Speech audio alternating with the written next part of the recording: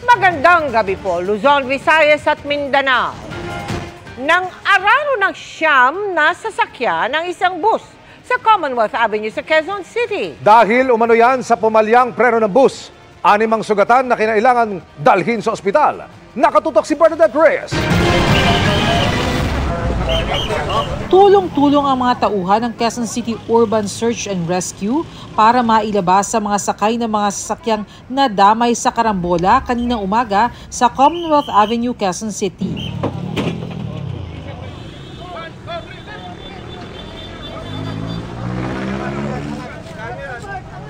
Animang dinala sa pagamutan, habang iba namang nagtamo ng minor injuries, hindi na nagpadala sa ospital. Ang pampasaherong bus na ito na ayon sa konduktor ay unang nawalan umano ng preno, nabasag ang windshield at nabaklas ang pinto. Base sa investigasyon ng pulisya, nakapagbaba pa raw ng pasahero ang bus bandang Litex area bago magkaaberya. Sabi ng driver ko, ipasok ko daw yung mga pasahero ko. Umalis ako dyan sa harap ng bus. Pasok ko lahat ng pasahero ko kasi nawala na ng preno. Ginawa ng driver ko, isinalpok niya na lang dito sa kaliwa.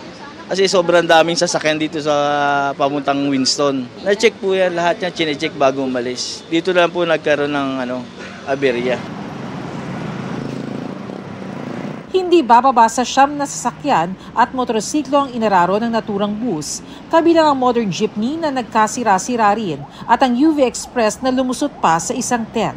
Yung unang tinamaan niya ay isang sedan na sasakyan. Pagkatama niya dun sa sedan, sumunod naman natamaan niya yung isang UV Express. Yung bus po dire-diretso pa rin, hindi pa rin huminto. Tinamaan naman niya yung isang modern jeep. Kung mapapansin nyo, grabe yung pinsala sa bus na ito, pati na doon sa mga nadamay na sasakyan. Pero sa kabila nito, nagpapasalamat pa rin ang mga driver at ang mga pasahero dahil walang lubhang nasaktan sa aksidente.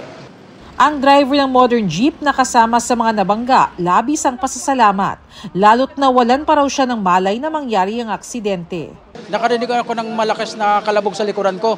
Sa lakas ng impact, nawalan ako ng malay. Papasalamat din ako na nag-seatbelt ako. Kung hindi ako nag-seatbelt, matilapon ako. Tumanggi na magbigay ng pahayag ang driver ng bus maliban sa paghingi ng paumanhin sa mga nadamay sa insidente. Hindi ko lang po siya dyan na wala po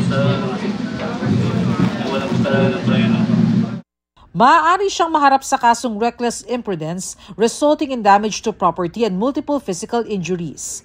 Para sa GMA Integrated News, Bernadette Reyes, nakatutok 24 oras.